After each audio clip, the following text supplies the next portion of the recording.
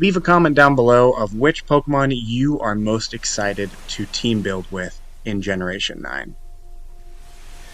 What's up gamers, Ritzy here, back with another Generation 9 VGC speculation video. I'm having a lot of fun with this, just thinking about how the earliest stages of the VGC meta will be with the new games. And one of the things I've been thinking about are which Pokemon are going to be the best to start things off, the meta choices, if you will. And I think these 6 right here are some pretty obvious choices for the Pokemon that are confirmed and that we have all the information for. So there might be some of the new Pokemon, like maybe one of the starters is totally busted, or maybe Titan has like a base 140 attack stat or something, but we just don't know that. And there might be some Pokemon that are in the regional decks who would crack this top 6, but we haven't gotten a full confirmation for them yet. These ones we've had, and let's talk a little bit about them, starting with Scizor. Now, you may not have seen a lot of Scizor in VGC formats for Sword and Shield. And the reason for that is probably Dynamax. Scizor has never been a great Dynamax Pokemon, but we saw it really shine in the few short months that the Brilliant Diamond and Shining Pearl games were, noteworthy. And actually, Scizor had the highest usage rate for BDSP VGC on Pokemon Showdown. It was the only Pokemon to get over 50%. And the reason for it is a few things. First of all, a base 130 attack stat is really good. Bug Steel, Bug is probably the consensus worst type in the game, but Bug and Steel only have a weakness to fire, so that's like a clear counter, but it's the only super effective move against Scizor, which you can really play around a lot more easily than having multiple weaknesses. And its ability Technician boosts moves of 60 power or less, gives it 1.5 times power, and Scizor gets Bullet Punch, which is a 40 base power priority move, usually goes first, that also gets the same type attack bonus from Steel. So this can do a lot of damage. We saw quite a few choice band sets where you just throw it in. The speed stat doesn't really matter when you're using a priority move, so you just throw out these really strong bullet punches that can pick up surprising KOs or really just do a number on certain Pokemon, especially if they're trying to set up. The priority means that you almost always move first, whether you're in Trick Room or going against Tailwind. And there were also a few sets, either like a life or I think they might have had like a steel plate in the BDSP games, or you have an Occaberry to try and live an attack while you set up a Swords Dance. And then that way you can have Bullet Punch, and then you can also run like a Stab X Scizor or something off, like a knockoff. And the ×2 with this attack stat is crazy. And something I've seen people talk about is how much potential damage, and I've been using the gems to show this. Let's say a Terra-type Steel Scizor with Technician, Stab, Bullet Punch. And I still don't think we have the exact calculation for how much the Terra boost will give a move, but people are assuming it's like a double stab, and that makes Bullet Punch such a strong move on its own with priority. So just a plain old steel type Scizor, you gain a few more weaknesses, but you're no longer 4 times weak to fire, and that Bullet Punch alone, you're going to have to play around that. You're going to have to, we might see a bunch of Serenas on the team just to stop Bullet Punch, but of course X Scizor covers that. Maybe you see Quash Murkrow as a way to stop it, or you have a bunch of Pokemon that resist Steel, so you're not just getting punched out, quite literally, by one of the coolest Pokemon designs ever, in my opinion. So I think Scizor is, once again, going to rise to the very top of the usage ratings in at least the earliest format of VGC. Next up is Tyranitar. Tyranitar has pretty much always been good, and even though it has a typing with a lot of weaknesses, it has great defensive stats. And Sandstream, while it doesn't say it here, will boost the special defense stat, and a 134 attack stat is even higher than Scizor. Rock is a pretty good offensive typing. You get stab rock slides. You've got plenty of good dark moves that you could look at. You probably run between Crunch or Lash Out. Let's just do Crunch.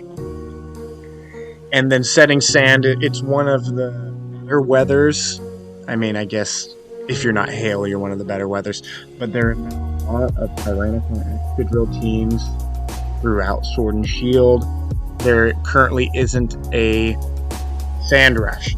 There currently are no confirmed Sand Rush Pokemon in the game, as far as I know, but Pokemon usually likes to throw in at least a couple obvious weather combos, so we'll probably see one arrive at some point. And I still think the Terra typing change can benefit Tyranitar in certain matchups, because you can take away the rock type, maybe become a pure dark, where you have a really powerful Crunch, throw up a Dragon Dance, and still do some really good damage without being 4 times weak to fighting, or have that water, grass, all those different weaknesses that Tyranitar has. And Tyranitar had a lot of usage in BDSP. That's the most recent format without Dynamax that we could look at. It's not a huge sample size, but this is a Pokemon I think can work inside and outside of Dynamax with all of these different mechanics that it has going for it. Next up, we have our first of 3 Intimidate users. Intimidate is going to be, as always, broken ability. It is so good for mitigating physical attackers, which are always prevalent. All of these Pokemon except for Rotom, which we'll get to, are physical attackers. 125 attack, which is great. Good enough defenses to be worth something. You've got Dragon Dance on this thing. The Intimidate is really big. We've got Raichu in the game, I'm pretty sure. At least, Pikachu's been confirmed, so you can assume Raichu. And the Gyarados core is very solid because you have that Lightning Rod ability that will take away Gyarados' biggest weakness. I do think Gyarados, it was probably better with Dynamax because its stab flying is not great when it's not a max airstream. Only 85% accuracy, and it's a 2-turn move. You do have the chance to paralyze, but really this thing is just going to be throwing out waterfalls, trying to get Dragon Dances up, but it's going to be really good, and it's because of that Intimidate ability. If I had to rank them 1 through 6, I'd actually probably put Arcanine above Gyarados. In a 1-to-1, the Gyarados probably wins because of the type advantage, unless we, Terra typing is a thing now. But the thing I like about Arcanine is it's much more versatile. You can do a support set, which is my favorite, with Will-O-Wisp, Snarl, and then you can make it special because its special attack is almost equal to its attack stat. So you can put this thing up against other Intimidators and it won't have a problem with it. But its attack stat's really good if you want to run a Flare Blitz, or you can run like a fully offensive set because it also gets like Wild Charge, Close Combat, Play Rough. So this might be a good Pokemon to consider terastallizing as well, because you have a really good variety of moves that you can put on your Arcanine. But personally, I prefer it as a bulky support. 90, 80, 80 are great defenses. 95 will be a great speed in this gen. You can burn other physical attackers, and you can live a hit because you've already intimidated them. You can throw up Snarls, which are really good against all your special attackers, especially the ones that want to set Trick Room up. You can just start throwing Snarls out while they're trying to get set up. So by the time they're in Trick Room, they have to start doing some pivoting to try to get damage off. And then you throw some sort of berry on this. I think these pinch berries are probably going to be seen a lot more now that Dynamax is gone, And this thing has some pretty good survivability. It also gets Morning Sun if you want to do that and have a really, really bulky Arcanine. You can also do something like Roar, which I have mentioned before. I think will see a little bit more usage now that Dynamax doesn't just block it. Then the last Intimidate user we have is Salamence, who I would say has typically been the least used of the three. It's faster than Gyarados, it's stronger than Gyarados. I think, I don't know, maybe Gyarados just fits more team compositions, or maybe I'm just thinking like Gyarados was, because I think Salamence was part of the DLC, so maybe I just remember seeing more Gyarados because I played more in the earlier series of Sword and Shield VGC. But being a pseudo-legendary with Intimidate, and even with the inclusion of Fairy types, Dragon is going to be really good. This is another potential Dragon Dance user. You got a Stab, Outrage, or if you don't want to lock into that, you can do a Dragon Claw. Once again, we have a problem with the Stab flying, but you could Terrastalize this into a pure Dragon type to do some really, really big damage with Outrage. You have to be careful of Fairy types, which will always be around in the VGC meta. But you could also Terrastalize this if you don't want that 4x Ice weakness, which is going to be carried on pretty much every team. If you have a Water type, it's usually going to carry some Ice type coverage. You've got some pretty powerful moves that, you know, if you want to run a Ground type, only have 2x weakness to Ice, and have a really powerful Earthquake next to, you know, a Pokemon with Levitate like Rotom. And that Ground typing would pair really well with Discharge shenanigans and those kinds of things. So just Intimidate as a whole, especially when you can get it on a Pokemon that's got good bulk and attack. These three Pokemon, I wouldn't be surprised to see at least one of them on most early teams in Generation 9. There are other Pokemon that get Intimidate, you know, with Brilliant Diamond, Shining Pearl, there was like Arbok, I think like Quillfish, I think gets Intimidate. But they just don't have as many other things going for them. If you want to Intimidate user, you should be using one of these three. Then last of all is Rotom. I just put up Rotom Wash, but every Rotom I think will be really good. They've got a really good stat spread. 86 speed isn't bad. You got great defenses. HP is lacking a little bit, but you know, the defenses are good, the special attack is good, and most of the Rotoms have some pretty good typings. So like Electric types with Levitate are super good because you don't have that ground weakness, and ground is such a common offensive typing. And then you have like Rotom Wash, Electric Water, I think is only weak to grass.